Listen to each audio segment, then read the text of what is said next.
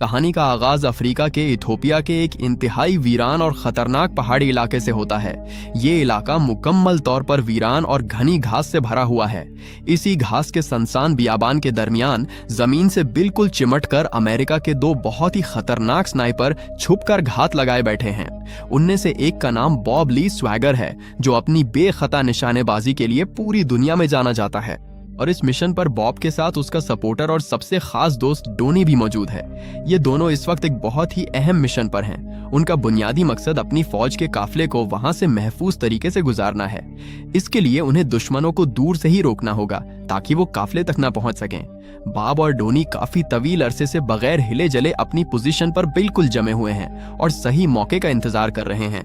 हवा की रफ्तार बहुत ही सुस्त है और चारों तरफ एक अजीब सा सन्नाटा छाया हुआ है। इनके लिए हर सेकंड बहुत कीमती है।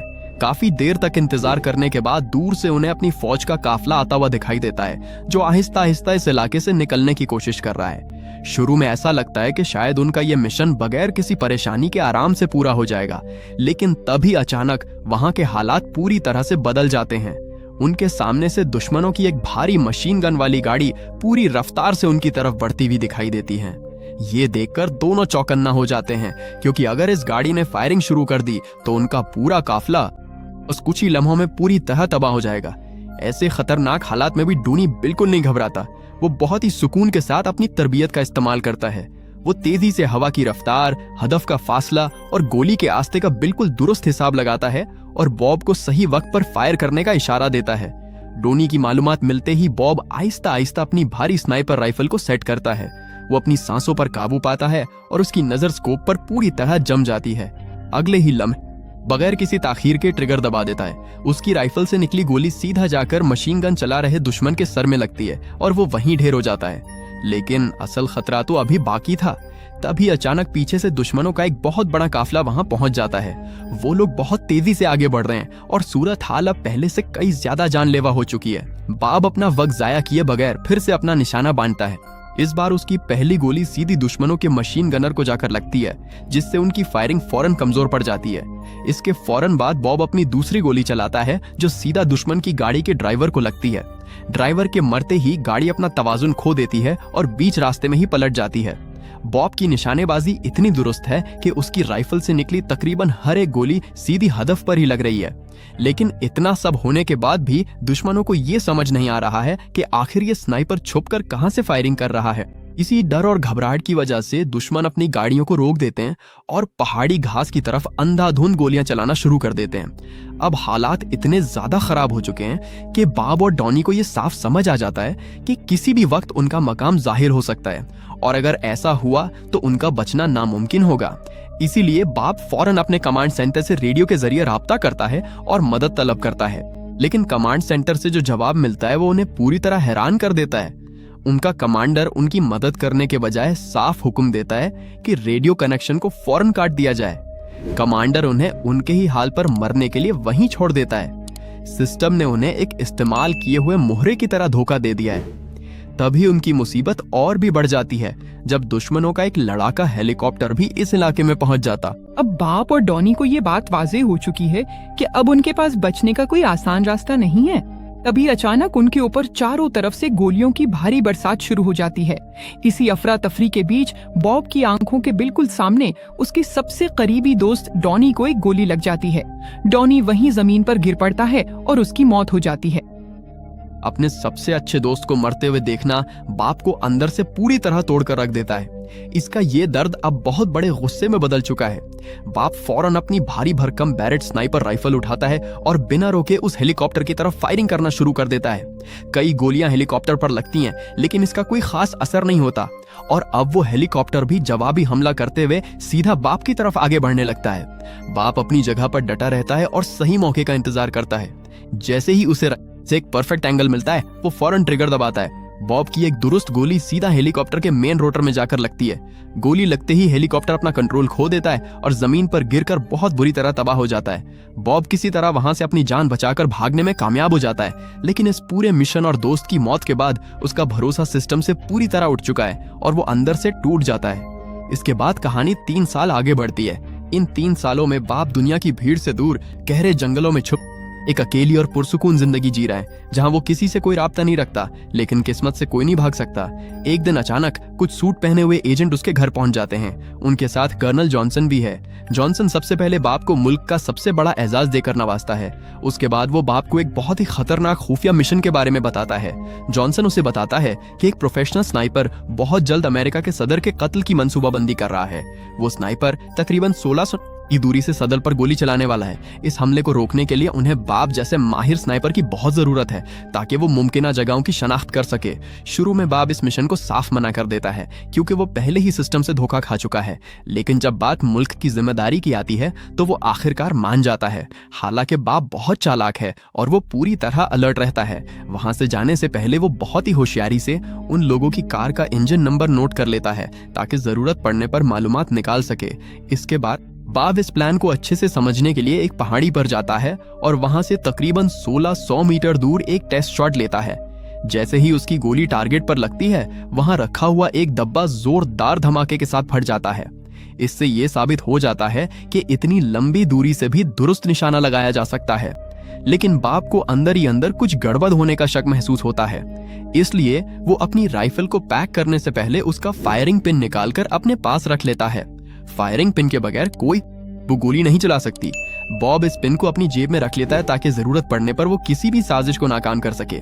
इसके बाद बॉब वॉशिंगटन पहुंचता है और फिलाडेल्फिया में अपनी शानदार महारतों का इस्तेमाल करते हुए 6 मुकामात मुंतखब करता है जहां से कोई स्नाइपर सदर पर हमला कर सकता है। इनमें से सबसे खतरनाक मुकाम एक चर्च का बेल टावर होता है।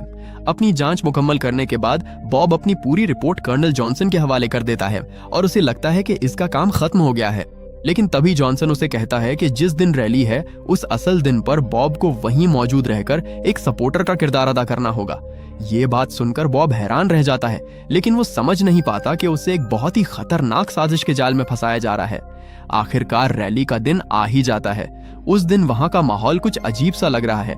बॉब को अपनी छुपने वाली जगह के आसपास एक छोटे कद का पुलिस वाला घूमता हुआ दिखाई देता है, जिसकी गन बेल्ट ढीली होती है और वो घबराहट में बार बार इधर उधर देख रहा है।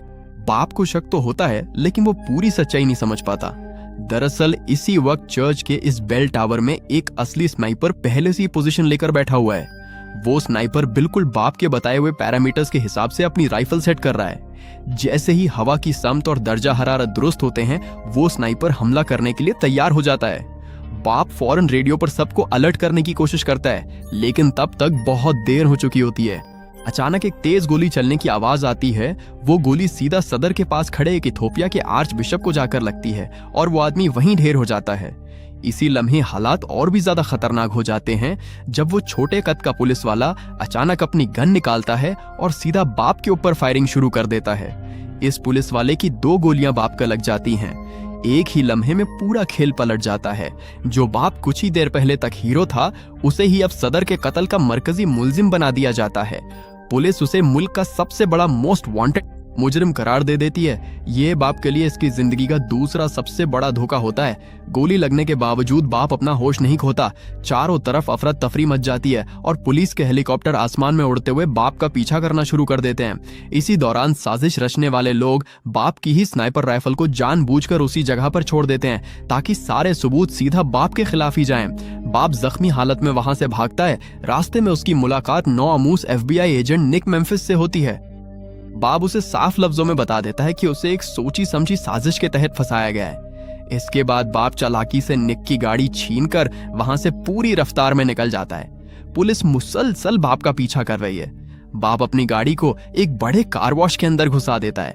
वहां उसे मेडिकल किट मिलती है और वो जल्दी से अपने जख्मों को साफ करके खून रोकने की कोशिश करता है। लेकिन बाहर निकलते ही पुलिस उसे फिर देख लेती है और पीछा और तेज हो जाता है। भागते भागते बाप एक ऐसी जगह पहुंचता है जहां रास्ता बंद है। वो बिना देर किए अपनी गाड़ी का गियर रिवर्स में डालता है और पूरी रफ्तार के साथ गाड़ी को एक गहरी नदी में कूदा देता है। पुलिस काफी देर तलाश करती है और मान लेती है कि बॉब नदी में डूबकर मर चुका है, लेकिन बॉब एक कश्ती के नीचे छुपकर जान बचा लेता है और किनारे तक पहुंच जाता है। बॉब इलाज का सामान ढूंढने के लिए एक सुपरमार्केट में घुस जाता है। वहां टेलीविजन पर खुद को मोस्ट वांटेड देखकर वो फौरन अपना दिमाग दौड़ाता है। वो एल्यूमिनियम फॉइल का इस्तेमाल करके शॉर्ट सर्किट कर देता है, जिससे सुपरमार्केट में अंधेरा हो जाता है। इसी मौके का फायदा उठाकर वो मेडिकल का सामान अपने बैग में भर लेता है। उसके बाद वो एक पब्लिक टॉयलेट में जाता है और खुद को सलाइन लगाकर अपना इलाज करता है, जहां उसकी ट्रेनिंग साफ नजर आती है। अपना इब्तिदाई इलाज मुकम्मल करने के बाद बाब अपने मारे गए दोस्त धोनी की गर्लफ्रेंड सारा के घर पहुंचता है। सारा उसे पहचान लेती है, लेकिन सालों से भेजे गए फूलों की वजह से वो उसे अंदर आने देती है। वो किसी को बताए बगैर मुख्तलिफ जगहों से दवाइयां लाती है और खामोशी से बाप का इलाज करती है। दूसरी तरफ इस केस की तहकीकात करने वाला FBI एजेंट निक अब पुलिस की कहानी पर शक करने लगा है। वो सोचता है कि बाप जैसा स्नाइपर इतने कम फासले से निशाना कैसे चूक सकता है। वो उस छोटे कद के पुलिस वाले से पूछगछ करने जाता है तो पता चलता है कि उसने खुदकुशी कर ली है, जिससे मामला मजीद मशकूक हो जाता है। निक के अंदर अब इस केस का पूरा सच जानने का जुनून पैदा हो चुका है। सारा की देखभाल की वजह से बाब अब आहिस्ता आहिस्ता बिल्कुल ठीक होने लगा है। वो निक का टेस्ट लेने के लिए सारा से जॉनसन की गाड़ी की तस्वीर निक को भिजवाता है। निक इस तस्वीर की जांच शुरू कर देता है, जिससे साबित होता है कि वो वाकई ईमानदार है। इसी दौरान बाप के घर के बाहर कुछ पुलिस वाले पहुंच जाते हैं। जैसे ही हालात बिगड़ते हैं, बाप तेजी से एक्शन में आता है। वो एक के ऊपर आइस कॉफी फेंकता है और तीसरे की गन छीनकर तीनों एजेंट्स को बिल्कुल बेअसर कर देता है और बेहिफाजत निकल जाता है। निक की तहकीकात की वजह से कर्नल जॉनसन को शक होने लगता है। जॉनसन के आदमी निक को रास्ते से ही अगवा कर लेते हैं और उसे मारने की तैयारी करते हैं, लेकिन ठीक उसी वक्त बॉब वहां पहुंच जाता है। वो एक एक करके तमाम हमलावरों को खत्म कर देता है और निक की जान बचा लेता है। अब निक के लिए भी अपने डिपार्टमेंट में वापस जाना नामुमकिन है और दोनों मिलकर इस पूरे सिस्टम की सच्चाई सामने लाने का फैसला करते हैं। असली कातिल का पता लगाने के लिए वो एक पुराने गन एक्सपर्ट के पास जाते हैं। एक्सपर्ट बताता है कि 3000 मीटर से दुरुस्त निशाना लगाने वाले बाप के अलावा ऐसे सिर्फ 2 ही लोग मौजूद हैं। बाप को याद आता है कि कर्नल जॉनसन के साथ भी हमेशा एक लंगड़ा मुशीर नजर आता था। निक अपने ताल्लुकात का इस्तेमाल करके उस लंगड़े आदमी की लोकेशन निकाल लेता है। दोनों सुपरमार्केट से केमिकल और लोहे के पाइप खरीदकर घर पर रिमोट कंट्रोल वाले बम और नेपाम बम बनाते हैं। वो इस लंगड़े आदमी के घर पहुंचते हैं। निक बाहर के गार्ड्स को संभालता है और बाप खामोशी से अंदर घुसकर तमाम गार्ड्स को मौत के घाट उतार देता है। लंगड़ा आदमी सच बता देता है कि असल में सेनेटर मियाचम ने ही एक पेट्रोल पाइपलाइन के लिए गांव के लोगों का कत्लेआम करवाया था। वो मारा गया आर्च बिशप यही सारा राज खोलने वाला था। तभी अचानक बाहर से भारी हथियारों से लेस लोग घर को घेर लेते हैं। लंगड़ा आदमी समझ जाता है कि वो मेहरा था और खुद को गोली मार लेता है। बॉब घर से बाहर निकलने की कोशिश करता है। ठीक उसी वक्त निक अपने रिमोट से बम धमाका कर देता है। इसी का फायदा उठाकर बॉब एक ऑटोमेटिक राइफल लेकर बाहर निकलता है और अपने बनाए हुए नैपैम बम से चारों तरफ खौफनाक आग फैला देता है, जिसमें कई दुश्मन जलकर खत्म हो जाते हैं। तभी आसमान में दुश्मनों का एक हेलीकॉप्टर पहुंच जाता है और फायरिंग शुरू कर देता है। निक जानबूझकर खुद को हेलीकॉप्टर के सामने लाता है और ठीक इसी वक्त बॉब दूर खड़े तेल के टैंक पर निशाना लगाकर गोली चला देता है। एक जोरदार धमाका होता है और हेलीकॉप्टर उड़ जाता है और दोनों किसी तरह बच निकलते हैं। अब सारा को बचाने के लिए बॉब खुद कर्नल जॉनसन से डील करता है कि वो रिकॉर्डिंग के बदले सारा को छोड़ दे। मीटिंग मोंटाना की बर्फीली पहाड़ियों में तय होती है। जॉनसन ने पहले से ही बॉब को मारने के लिए स्नाइपर तैनात कर रखा है, लेकिन ये बॉब और निक के मंसूबे का हिस्सा होता है। निक स्टील प्लेट पहनकर चारा बनता है और दुश्मन का स्नाइपर अपनी लोकेशन बता बैठता है, जिसके बाद वो मारा जाता है। बॉब एक के बाद एक उनके दूसरे और तीसरे स्नाइपर को भी ढेर कर देता है। अब पूरे मैदान में सिर्फ वही आखिरी आदमी बचा है जिसमें सारा को यरगमाल बना रखा है। बॉब परफेक्ट एंगल मिलते ही ट्रिगर दबाता है और सारा महफूज बच जाती है।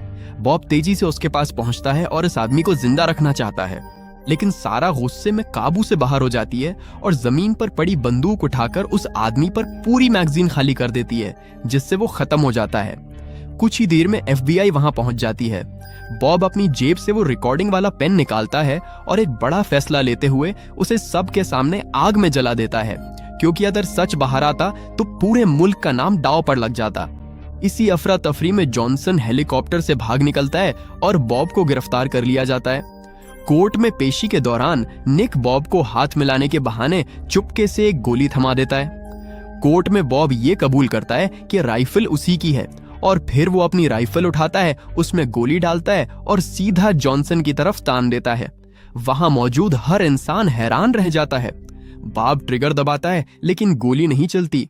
बॉब पुरसुकून आवाज में सच्चाई बताता है कि उसने अपनी राइफल का फायरिंग पिन निकाल दिया था, जिससे कोई गोली चलाई ही नहीं जा सकती, और यही सबसे बड़ा सबूत है कि राइफल कभी चल ही नहीं सकती थी।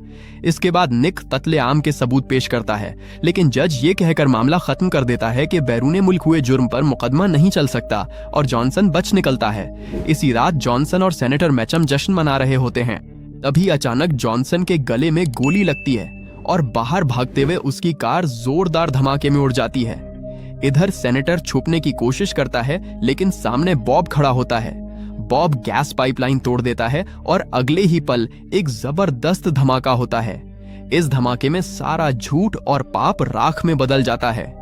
कहानी के आखिर में एक सुनसान जगह पर सारा बॉब का इंतजार कर रही है। दोनों बिना कुछ कहे गाड़ी में बैठते हैं और एक पुरसुकून जिंदगी शुरू करने के लिए इस दुनिया से बहुत दूर निकल जाते हैं। इस तरह से सस्पेंस से भरपूर कहानी का इख्तिताम हो जाता है। तो दोस्तों, आपको ये कहानी कैसी लगी कमेंट करके जरूर बताना और इसी तरह की कहानियों के लिए हमारे चैनल को सब्सक्राइब जरूर करना।